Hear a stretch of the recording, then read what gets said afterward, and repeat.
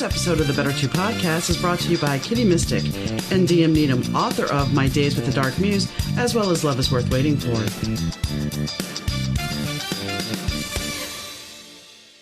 Hi, gang. Donna here. Thanks for tuning into the Better 2 podcast. Today's guest is Scott Harris. Scott has a book called Leap Forward Over Any Obstacle. And Scott takes us on a pretty incredible journey because, well, he decided that he wanted to fly. And, well, he badgered his parents at the age of 12 to let him take flight lessons. And that's just the beginning of our story. So stay tuned. Hi, Scott. How are you doing today? I'm doing great. I can tell that, I already know this about you because, of course, I have your bio. And the reason for the airfield behind you is you're a skydiver. I am a skydiver and a pilot. I spent a lot of time in the air. So this is kind of like an image of your home away from home then? Kind of. This is actually a runway in Mali. I have flown there. Nice. So what made you decide to become a pilot? I started learning to fly when I was 12 years old. When I was a kid, I wanted to fly more than I wanted to breathe. And I badgered my parents to have them send me to a school that had a flying club. I couldn't finish because I was too young to solo or get a license, but I logged about 12 hours of flight instruction and then I had to wait. I was good enough to solo, but I was too young. And I picked it back up when I got out of the Army while I was in college. Okay. When you were in the Army, did you do anything in particular that would help with that? Well, while I was in the Army, I was an aircraft mechanic, and I took up skydiving as a hobby. Okay. So what's it like to be a skydiver? That has to be the first time you did it. Were you scared or you just took a flying leap? Because I know that kind of is your mantra, but were you scared the first time? Oh yeah. It scared me. The first time I did it, it scared me. And I can't have that. So I immediately, kept doing it. And I got over being scared and really fell in love with it right away. And it's become a lifetime obsession, kind of. What's it like to be up there in the clouds? It's a great feeling of freedom and it's a great release. And many of the important lessons that I have learned that have made my whole life possible, I learned from skydiving. I learned to focus my attention in, very much in the here and now at will. And that has allowed me to accomplish many of the things that I have done because I can really, when you leave the door of an airplane, you're really not thinking about your bills or your girlfriend or, none of your troubles. They don't exist. It's when you do anything like that you focus on so hard, you're only thinking about what's going on right now. You're living in the moment. And if you do that enough, you can learn to focus like that on anything at will. If you have a problem at work, if you focus 100% of your attention on it and you're not distracted by other things like your cats and things like that, but other things going on, if you can really focus, you can accomplish great things. Agreed. Sorry about the cat. She does that occasionally. No, that's okay. I have cats. And that's the thing. I think sometimes we get so wrapped up, and I'm guilty of it as well. We get so wrapped up in the what if and the worry of what if this doesn't go exactly how I want it to, that we don't enjoy the present moment. We don't enjoy the journey of going to where we want to go. Yeah, that's one of the things that for most people, you can be your own, worst enemy. You can, if you're not thinking about, if you're thinking about what can go wrong and how to deal with what goes wrong and all that, you're really not focusing all your attention on what you're trying to do. And it's not only is it, it makes you unhappy to think about all that negativity, but it interferes with your performance and you can't operate at your best level. If you can really focus all your attention on what you're doing and what forward movement, then not only is it allowing you to operate at your best level, but it brings great joy. It's joyful to be doing anything well. If you put if you're doing anything to the very best of your ability, it's joyful. Right. Well, and I'm reading a book called The Miracle of Believing. I happen to find it because I'm going through my books and everything. I don't know if I got it from my mother-in-law or my tarot teacher. But the interesting thing is the guy who wrote it was born in 1891 and he died in 1951. And he says in there that when you're born, you're the only fear you have is falling and whether somebody's going to pick you up. That's about it. That's the only fears you have. But our life and our experiences in life perpetuate the constant fears that we place on ourselves, the things that hold us back because of other experiences that we've had in our life. And it gives you food for thought because really that's the truth, isn't it? Yes, it is. Yeah, for most fear is a learned response. And, the fear of falling or I think the fear of fire is kind of pretty well hardwired into us, but anything like that, is something that if you have to face it, you have to overcome it. But also you develop fears for, being in open spaces or fear of speaking in front of other, groups of people. That's not natural. It's just something that, that happens to people after being isolated. You get fearful about standing up in front of people because you don't do it very much and everybody's looking at you and, and it makes you very self-conscious. But if you have no experience with any of that, you just do it and it wouldn't mean anything, but if you could overcome these learned fears or learn to not be afraid of fear.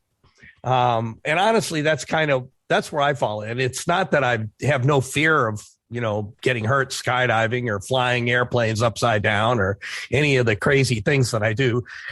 Trust me, I've ridden horses that I have a certain fear for, because they're nuts. But I kind of run towards that. I mean, like it's kind of like firemen who run, they run into burning buildings and they thrive on that energy. It's, because they've learned that when they run, when they move towards something like that, overcoming that fear and, rising to that challenge brings them great joy. And it does for anyone. If you overcome a fear that you have, it's a joyful thing. It makes you really happy. It makes you really proud of yourself. Even if it's, a fear of plugging an electric outlet in, if you overcome that, it makes you feel good about yourself. I agree with the fireman thing, but I can say the dark side of that because my father's a fireman and a retired fireman. And he saved somebody from a burning building, and he would honestly state the worst smell besides the dump fires would be the smell of burning flesh. And the thing is, while there's that hero complex and everything, there's a downside where a lot of firemen end up abusing substances because they don't know how to deal with what the things that they couldn't. Yeah, a lot of firemen have PTSD. Yeah, they don't. Because they've been traumatized. It's the same thing with the military. It's like, yes, you overcome all these things, but then there's sometimes that with our great success, there's a trauma response attached to it if it gets overwhelming. I mean, when you think about somebody that's in Hollywood, we'll use somebody that's a famous actor, and they start getting accolades and start giving up their privacy at a certain point, that joy that they had with the celebration of what they did is going to be taken away because now they're a prisoner of their fame. Yeah, but I'm not being negative about it. I'm just saying it sometimes getting past that, we have to know that there might be some other thing coming, and there can be repercussions for sure. There can be. And and whenever, with life and limb threatening situations, there are repercussions. I've been hurt a few times and I don't bounce back like I once did. But even when I was young and I got hurt bad, and I got well pretty fast. It was, going from a wheelchair to, swimming and running, and again was traumatic. Yeah. But I mean, you overcame it. And that's the thing. It's like, I'm not saying that the fireman or the actor can't overcome things. They can learn to compensate and have a life and live in the moment and have a good life. I'm not saying it negatively. Course. So you said, you were a terrible student at one point. You didn't fit in and you weren't ready to go to college. So you dropped out and went to the Army? Yeah. When I was young in school, I actually, my mother was a teacher and she gave me the tools to learn to read really, really young. Mm-hmm. And I could actually read quite well when I first went to school. And that isolated me somewhat. It made me, what was going on in school was intensely boring because I could already read as well as some adults today. Actually, it's kind of frightening.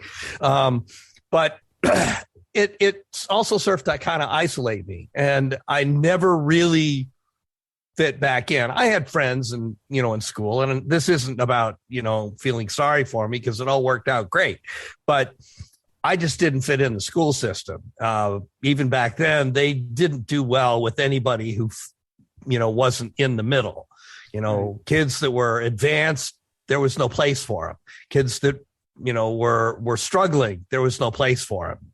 If you weren't right there in that middle, group, there really wasn't a place for you in the school system. And I never fit in. I really didn't learn much in school. I sat and read novels. My teachers would try to engage me to a certain extent, but they'd give up because they didn't know what the hell to do with me. And they just let me sit in the corner and read. I'd sit and read novels and stuff. But then after and I knew that I wasn't ready to go to college. I just didn't have any plan. I don't think any, young people really don't have any way to know what they want to do.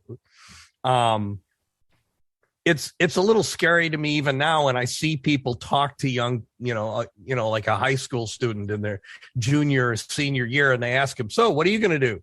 And what they're really asking them is, what are you going to do with the rest of your life? They're looking at a 16, 17-year-old kid and expecting them to have a plan for the next 20 years. It's insane. They have no experience to make those kind of decisions on. And most of them they'll try to tell you, I'm going to go to college here and study this, or they're terrified to say, I don't know, but hell, I'm 64. I don't know. Well, All I know is that 5 years from now, I'm going to have different goals than the ones I have today. And I have lots of goals right now.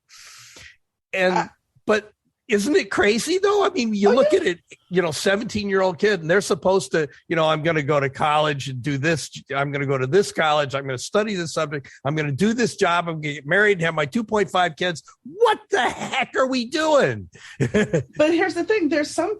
One of my friends in Texas, her two daughters, this was 10 years ago, I guess, when they were entering junior high, she's like, oh yeah, they're already talking to them about picking out a college. And I'm like, when I was in 7th and 8th grade, what?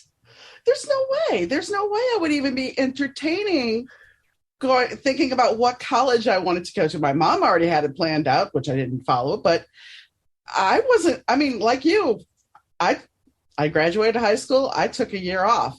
And I hung out with my friends and I enjoyed life. Yeah, that's really good, because what a great time to just reset and think a little bit. And that's why I joined the Army. I knew I wasn't ready to go to college. I hadn't done well in school. I knew that if I'd just go to college, even if I could find somebody stupid enough to let me in, I'd fail at it. Because I just wasn't, I wasn't motivated.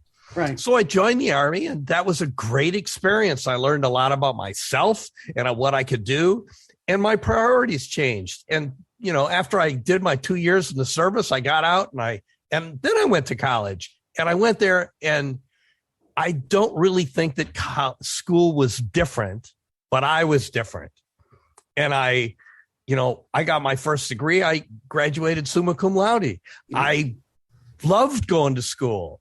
I did. I challenged all my instructors. I'm sure some of them weren't terribly happy about having me in there because I definitely wasn't a kid anymore. But I was very engaged, and I had a lot of fun, and I learned a lot. And I learned how to, work within the system.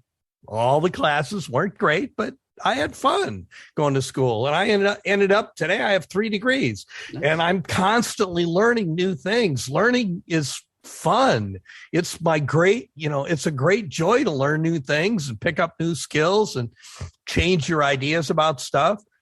But, when I was 17 years old, I didn't have the slightest idea what I wanted to do.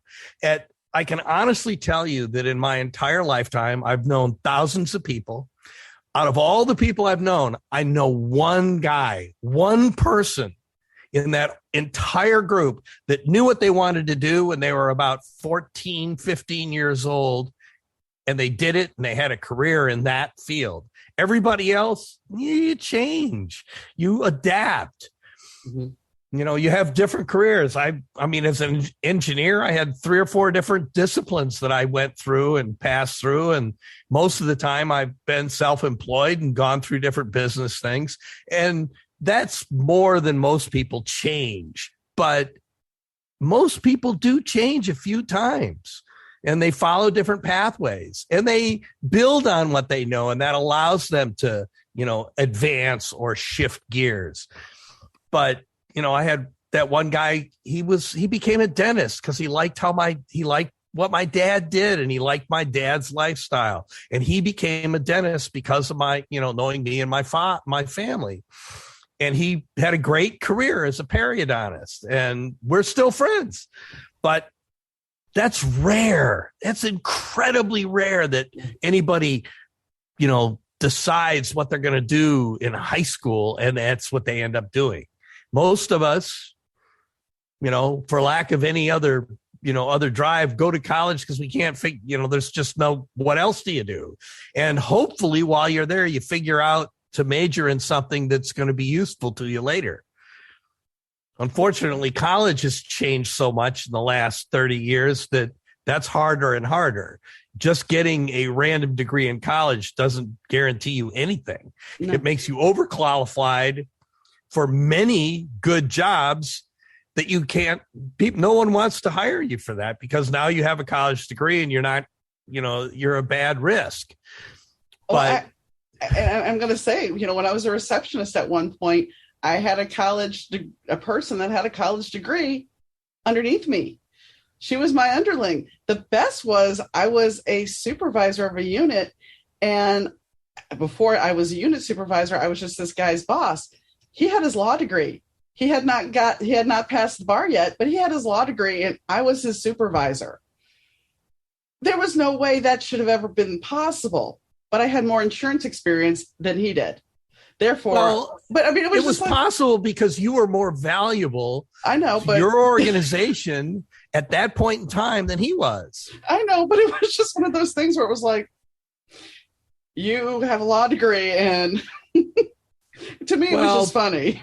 It's unfortunate. No, it is. I mean, and it seems funny. I do that, but people don't realize that's really how things work. It's how valuable is your experience. Mm-hmm. Your education helps, but all an education does is gives you a starting point.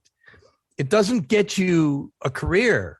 Mm-hmm. That's based on experience. And unfortunately, a lot of people today are really pissed because they go to college and they get a degree in something, and then there's no work for them, or there's no work for them that pays as well as they think they should get paid. And the bottom line is they have no value at that point. They have a degree. That's all that means is they can start at something. They get it. They deserve a chance to see if they can do valuable work in that particular field. It was never supposed to mean anything else. No, and I mean, here's the thing. You and I, we have there's roughly, you're 64, I'm 54. Yeah. So there's 10 years between us. My generation was the last generation to have people respect them somewhat in the employment industry. we would get the Christmas ham. We would have the nice Christmas party. We would have a little extra perks beside the Christmas party that you would get. Oh, Thanksgiving, we'll give you guys a turkey to take home. You know, we'll do these little extra things. I worked in the hospitality industry when I got this. But nowadays, no, you're lucky you have a job. That started changing in the workforce, that you're lucky you have a job. We don't care. You're a hamster on a wheel. You're replaceable. Goodbye. We don't care how we treat you. Oh, we need you to close files. So guess what? We're going to give you a pizza party. Okay, but I'm salary. So really, you're now making me work overtime and taking my salary down because for pizza? Yeah. Oh, yeah. It's true. It's really true. And it's, it's getting tougher and tougher. I think that it's kind of interesting that a lot of people haven't quite figured out yet that we're not as wealthy as a country as we once were. There is not as much to go around. And that's the cause of a lot of this, difficulty in employment and stuff like that, because we don't have, when I was graduating from high school, I lived just outside of Detroit, and there were guys that, at that age that were starting out, and they would go work in the auto factories and make $35 an hour pushing a broom. This is in 1975. Yeah. That's the equivalent of $100 an hour today. Yeah. And all those jobs are gone. Right. We don't pay people ridiculous amounts of money to do nothing. You can make good money, but you're going to have to make yourself really valuable to make really good money. If you're just gonna be a cog in a wheel, you're gonna basically exist just above the poverty level. Well, and that's the thing. It's like we used to have the respect of, dare I say that the commercial of look for the union label. We used to manufacture things here. The Maytag repairman. Oh, look how lonely he is because he makes something and it stays and it keeps working. And now we have such a I hate to say it, but really overall we have a throwaway society because we don't value the employee. We don't value the stuff we get. Well, I got it out the box. It worked for a minute and now it's broke. Right. It's junk. Appliances last 5 years. Yeah. And everybody is kind of a throwaway person. We don't even in our personal relationships, marriages, it used to be very taboo in the 70s. It started kicking up. But in the 70s, my mom and dad, when they split, it was kind of like, what happened? This is not normal. And so, that was not something that was normal yet. Hit the 80s? Well, yeah, everybody's done it. Yeah. But nobody wants to do the work to make it real, to make it last. Yeah, it's we don't manufacture much here. Mm-mm. We won World War II because we over industrialized. We out manufactured the Germans and the Japanese. That's how we won that war. It wasn't because we were braver and we had more soldiers. We didn't. But all the soldiers we sent out were so much better armed and had so much better equipment and resources. We overran them. And the fantastic wealth of the middle class in the 50s and 60s was all about our manufacturing. All American goods were treasured throughout the world. Now, what do we make? Nothing. Games? Games. We're not manufacturing things any better than anybody else. We're struggling to keep up.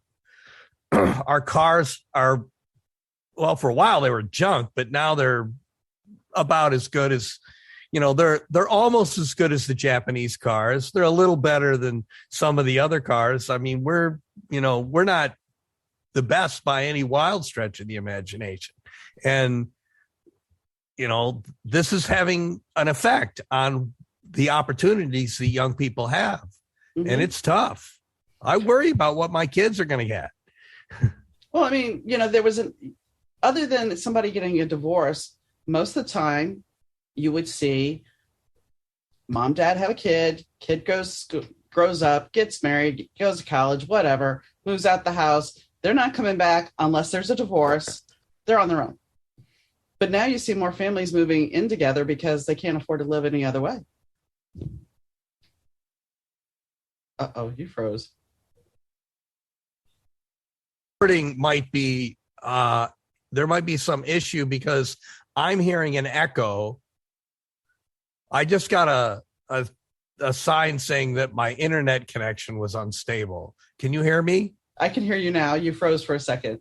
Oh, okay. Well, what I had said was, because I'll edit that out. What I said was that, before you used to be able to watch, somebody get married, your kid would get married, they'd go off, everything would be fine. And go to college and whatever and have their life. And they would only come back if there was a divorce or something of that nature. But now parents and kids are moving back, or kids are moving back in with their parents because they can't afford to live. Right. Yeah. It's not uncommon. Single kids in their 30s and older are living with their parents. I mean, my first apartment when I moved to Dallas, and granted this is 1989, was, I believe, $275 a month. And while it seems a lot based on that economy, it still wasn't that much. It really wasn't. But now, find an apartment that cheap, no way. There's not going to be it's not a possibility. A studio here in a small town is $850. Yep. Yeah, that's about the same here in the Portland area. I mean, basically, if you're renting any kind of an apartment, it's going to be closer to $1,500 to $2,000, and that's a lot. That's a lot of money. And who's got that kind of money? I mean, and then you have to also look at the older generations, because as they retire, is their Social Security going to be that high enough to pay? I mean, it's a joke. Yeah, I don't believe it is. I don't believe. Yeah, the math doesn't work on Social Security. There's fewer and fewer people paying into it, and they've attached all kinds of things to Social Security that were never supposed to be part of it. And it's not like they're taking money from, it's not like they invested the money as it's coming in. It's based on a constant flow, and it's not there. We don't have the workforce is shrinking. And you have an income cap on the wealthy, the super wealthy, that they're only going to pay a small amount. And there's so many other ways we could bring things in to make I don't want to get in a political conversation, but there's so many ways we could make things better to make this have a strong economy. And that's something interesting back to that book. We can definitely do better. We can always do better. There was something interesting in that book. He was talking about the power of belief and how it's used with propaganda and war, and how it's also used with the economy. How back when the stock market crashed in the 1920s, people were okay with it, but then they started putting out news stories like, oh, the market's so terrible. And so everybody started buying into that fear factor. And so the fear, it became more of a hive mind. That's not his words, that's mine, but a collective mindset. And therefore that fear becomes more universal, which then magnifies. Yep. So people jumping out of windows and, everybody's convinced there's no work, so they don't look. Right. Because they don't try to create something for themselves. It's funny. I guess part of my attitude about everything is definitely genetic. My grandmother, when the stock market crashed during the Great Depression, she was about 16 years old. She went out and got a job as a mathematician. She had graduated from high school, but she didn't have any particular knowledge of math. And this is before the age of computers. She went home and taught herself calculus so she could do her job. Nice. She was the only one in the family working for a while as a mathematician. Wow. Isn't it kind of an oxymoron, though, the Great Depression? I mean, yeah. Oh, it's definitely an oxymoron. What's great about this? Exactly. So how did you get past your fear? I mean, how do you keep it in check? I mean, there's got to be days where it starts creeping up, and how do you talk yourself out of it? Well, every decision that I make, I'm faced with a bunch of variables. And I will look at all of that stuff, and some of it's negative. But when I reach a decision that I'm going to move forward with something, I stop. At that point, I absolutely stop second guessing myself. I just don't think about it anymore. All I think about is what's in front of me. What do I have to do to accomplish this goal? I just don't even look at anything that could detract from that. If things go wrong along the way, as they always do, I deal with them as they come up, but I don't sit around and think about it. I don't waste any more of my life's energy thinking about why I shouldn't be doing what I'm doing. It doesn't make any sense. It doesn't help. I've already made the decision to move forward, and that's what I focus all my attention on. So it doesn't really, being afraid at that point just doesn't enter into my consciousness. It's behind me. I'm afraid about things when I'm thinking about doing them. Once I've decided to do them, I don't have time for fear. I don't think about it. It's behind me. Well, then I have to ask you this. Are you one of those people that when you decide to do something, you keep it to yourself because you don't want to listen to anybody else's negative chatter? No, I'm not. I'll tell other people, but once I've decided to do something, I'm not, I'll tell people to do it just because I want to tell them what I'm up to, but not because I'm going to entertain any more thoughts about why I shouldn't be doing it. And everybody who knows me wouldn't bother to go there anyway. Because that's something, when you say something like, I'm going to do this, somebody's like, oh, but you shouldn't, you could do, this could happen or that could happen. Just, yep, it could. Just stop. Yeah, I don't listen. I'll listen to naysayers when I'm planning and I'm trying to decide something. And you have to think about whether or not, every obstacle that that comes in your path, every change in your direction that you choose to take or that you're entertaining, you need to do your research, and part of that is asking people who know you what their opinion is about what you're planning on doing, or what it is that you're facing, and you should do that. But once you've decided to move past that point, it's pointless to listen to that. It really is. You're really detracting from your own performance by entertaining any negativity. It doesn't help you accomplish your goal at that point. And once you've crossed that line and you're committed to what you're doing, you need to think about that and not waste your time on, the people who want to say, don't do this, because you're already doing it. Well, and it also detracts the energy process of it too. It kills your life force to move forward. If you're thinking about that, you're not, it's negative, and you're holding yourself back. It isn't that you have to be impolite to people that are, they're telling you what they think, but we all have friends like this, that it's all negativity. It's weird. My mother's like that. Everything's bad news. Everything that comes out of her mouth is bad news. And she's most happy when she's miserable. And I don't personally understand people like this. I've had a couple of good friends who are like that, but everything, the glass is half full. It's, or half empty. It's, everything's bad news. Everything's, all the negativity about anything that they're going to do. But that's just how they are. And I don't understand them. I don't want to live in that headspace myself. I want to live in the headspace where everything's going to work out. Sometimes it doesn't, but I haven't let all that, if I get to a point where something doesn't work out for me, all the time and energy that has got me to that point has been positive. And I haven't, been, surrounded with all that negative energy until, it went south for me. And then I have to just deal with it. It's kind of like the old saying, a coward dies 1,000 deaths, a brave man dies but one. And that's kind of an extreme thought, and everything you do doesn't necessarily involve tremendous courage, but it kind of does. Anything that you're doing that involves risk there's a chance you're going to fail. But if you think about that failure all the time, you're surrounded with negativity through the whole process. There's no way you can operate at your best level and have the best outcome.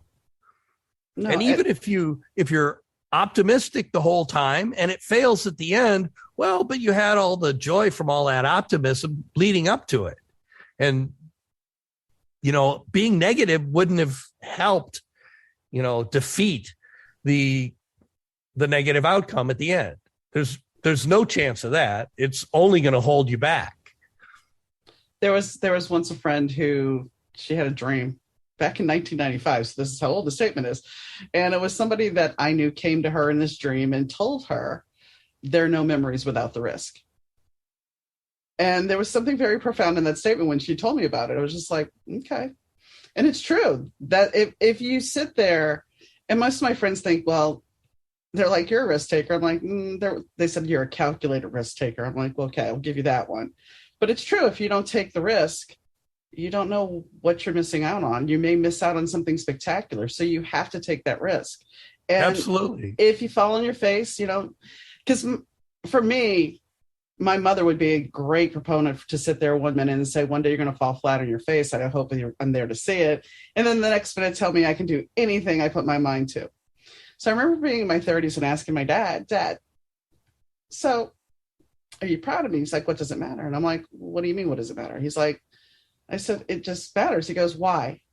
I said, well, because I want to know if you're proud of me. He goes, it doesn't matter. In fact, the only person that needs to be proud of you is you. You need to own yourself. I said, but what happens if I fall on my face? He goes, then you get up and dust yourself off and you keep going. There's no reason for me to be proud or upset with you or anything. You're living your life. And if you're happy, that's all that matters. Which is the total opposite of what my mother would have said. Yeah.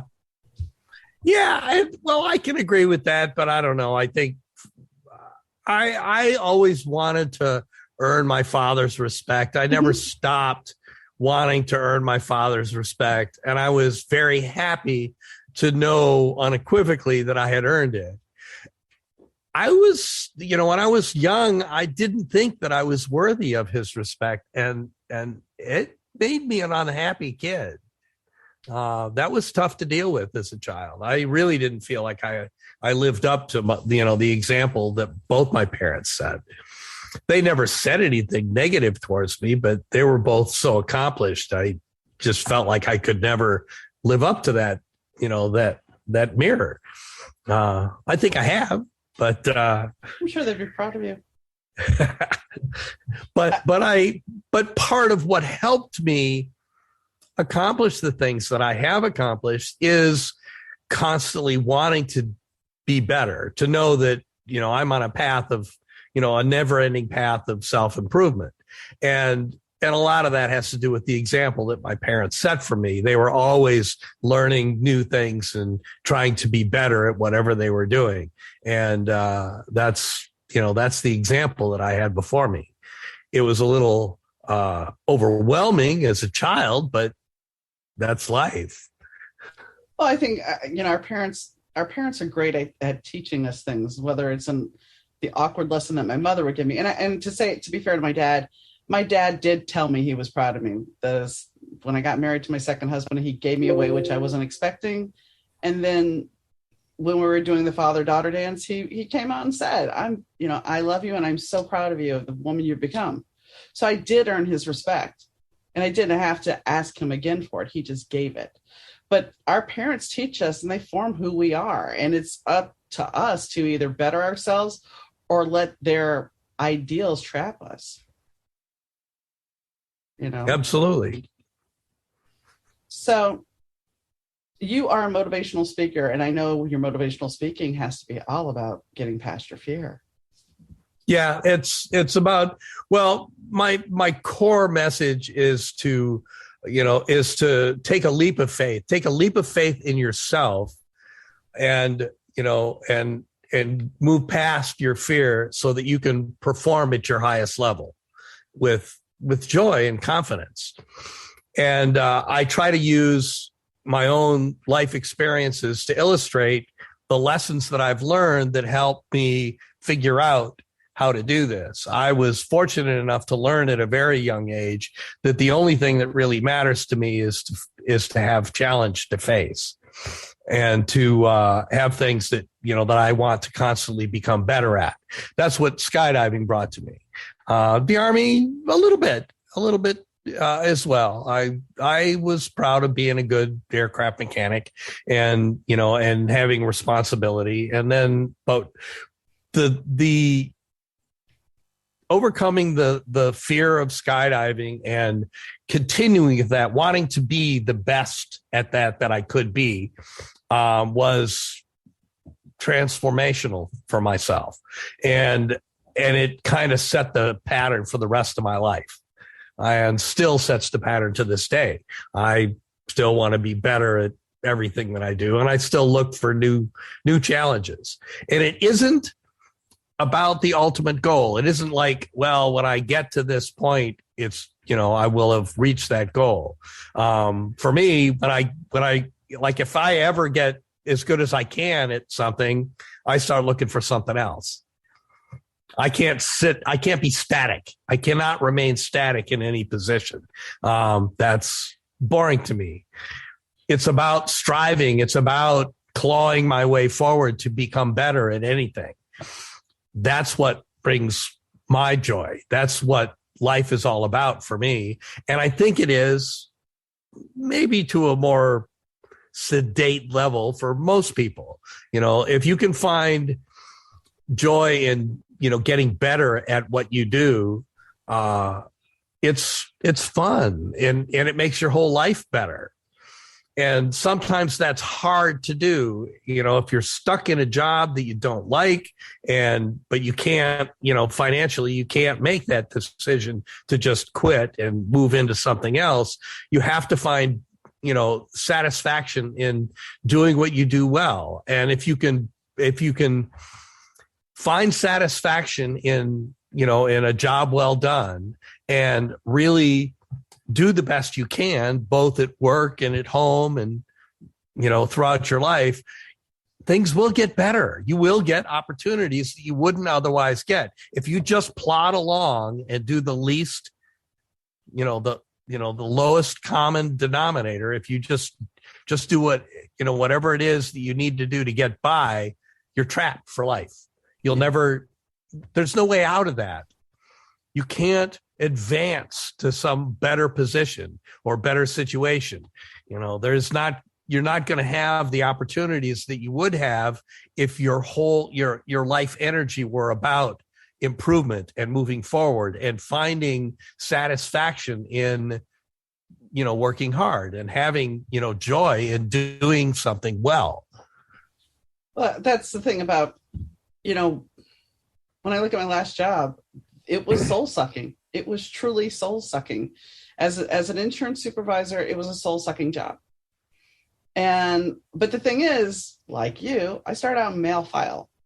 And the reason why I said like you, because I strived to get to a better position. And so I went from mail file to receptionist. And when I asked this guy who worked at the office, I said, how can I become a claims adjuster? Oh, well, you need to go to college for that. You need to do. I'm like, okay. I didn't go to college all the way. I dropped out twice, which really is sad, I know, but I did. But here's the thing. I made it to a claims adjuster, and then I made it to a claims adjuster 2, and the claims adjuster 3, and then the team leader, and the claims supervisor. And then once I got there, after a certain point, it got to be a little much. And then I knew, because the stress level wasn't for me, that I had to get out of it. And that's the thing. You have to realize at a certain point that, yes, once you achieve that, if you realize it's not the right thing, you need to find an exit strategy. Right. But you can make a lateral move from a higher position, but you can't make a lateral move from the bottom. No. You just don't have any opportunity. And nobody wants to give you opportunities if your energy is in the toilet. Right. If you hate, if it's just you exude nothing but negativity, nobody wants you. Nobody wants that. Nobody's looking for that. Not in any capacity. No. I once had I spent about 10 years of my life working as a commercial photographer, which is a little odd. And I was extremely successful. And the money was, it was a trap. It was boring as shit. It required, this was something that, once I had it figured out, required me to use about 25% of my capacity. The business end of it was interesting, but the rest of it just wasn't that hard for me. And eventually I walked away and went back to my engineering roots where I belong, because it's just something that is more natural to me. And has more to do with the way my brain works. And it's more challenging to me on a daily basis.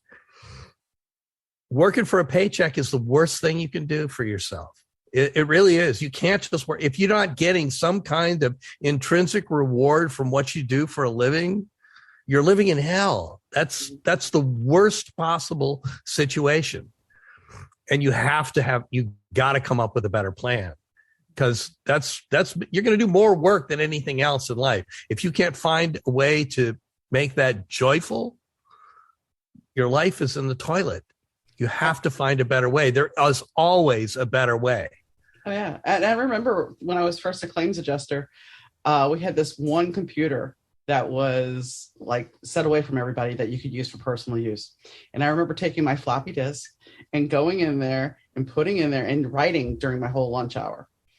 And everybody would be like, where did you go disappear to? I'm like, I went to go write.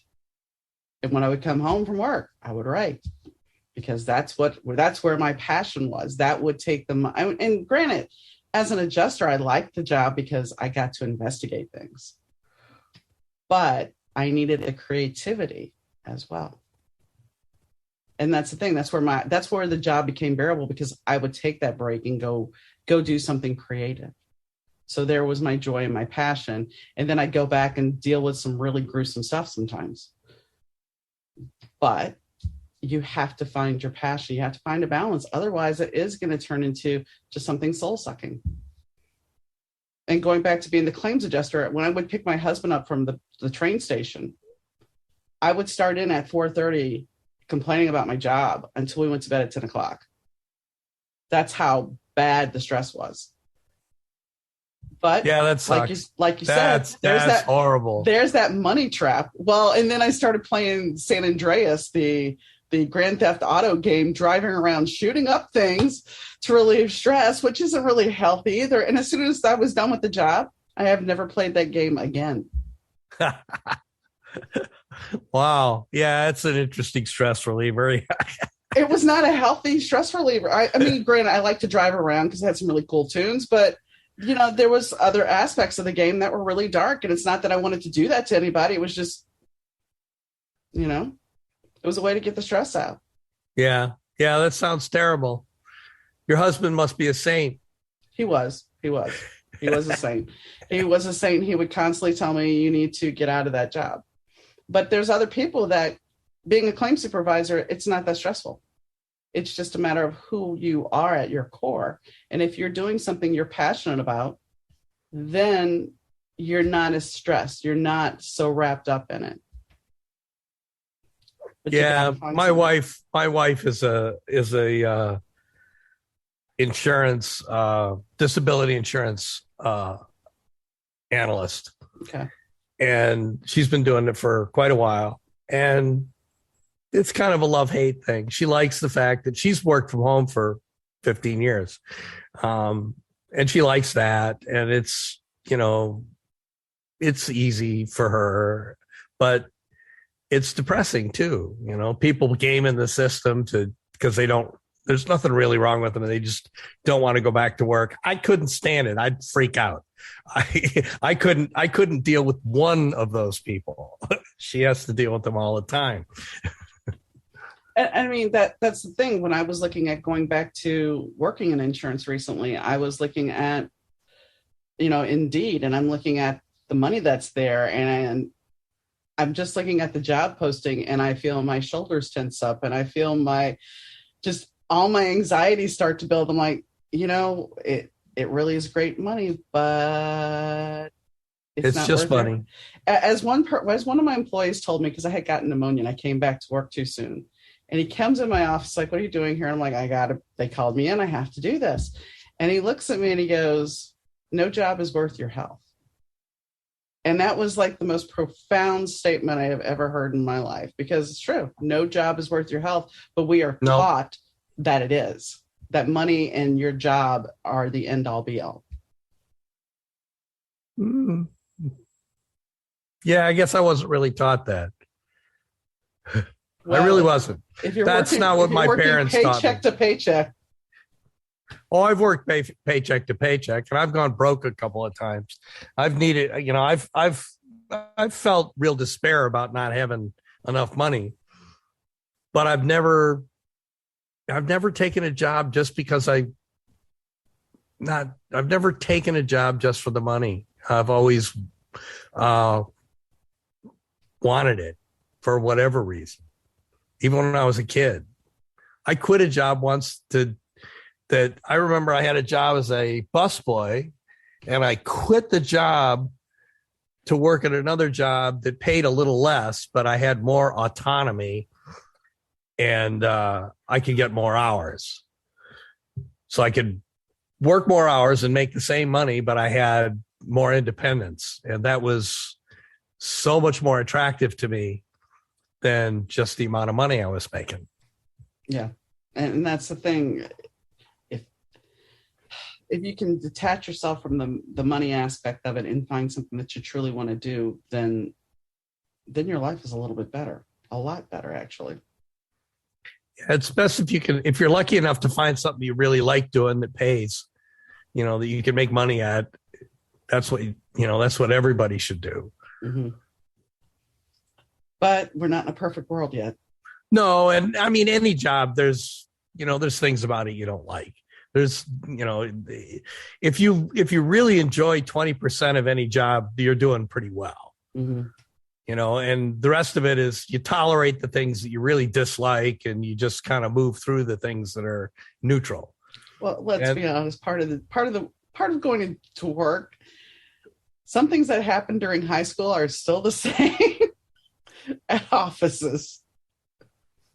Yeah, I don't know. I don't think I'd look forward to going into an office. I've been too independent for too long. Offices have a little bit of click sometimes, and it's just like, okay, here we are back in high school all over again. So, yeah. So, if you could tell anybody a parting word, what would you tell them? That you can really accomplish a lot more than you think you're capable of. You just have to take a leap of faith in yourself. If you're going to decide to do something, decide to do it, take a chance. And just, once you make that decision, stop looking back. Once you've decided to do something, consider it done. That you're done with that decision-making process, and all you do is look forward, keep moving forward, and try to find a way to believe in yourself. And if you need a little push in that direction, I recommend you read my book, Leap Forward, which is available on Amazon and as an Audible on audible.com or Amazon as an Audible book. Okay, fair enough. Well, I thank you, Scott, for coming on. It's been fun. Thanks. It's been great talking to you. So I find it fascinating that, we have to let go of the fear. That is one of the big things that a lot of us hold on to, and we're taught to fear. We're taught to, if you make that choice, what happens if it goes wrong? And I mean, myself included, I'm not going to sit there and say I'm perfect and it's never happened to me, but we do sometimes feed into fear. So now all of us need to try to step back and go, you know what? I need to try this. It may not end up being perfect, but I need to try this. I need to try and do it. And that's all any of us can do, is have hope that we're on the right path, that we're walking that path, and whatever obstacles come up, deal with them and keep going. Sometimes we think we can't do something, and it turns out that we actually can. So I'm going to keep it short and sweet today. If you want to be a guest on the show or you want to leave a question, comment, or concern, you can do so by sending an email to Donna, DAUNA, at better2podcast.com. That's Donna at better2podcast.com. If you want to catch up on the show, you can do so at better2podcast.com or any of your podcast sites that you may listen to. Also, on better2podcast.com, you can find our social links. As always, the show is presented to you by Kitty Mystic and DM Needom, and our sound is done by Rich Zai of Third Ear Audio. So I hope you enjoyed the show, and whenever you're listening, whether it be evening, morning, or the weekend, I hope you have a great day. Take care, guys. Bye.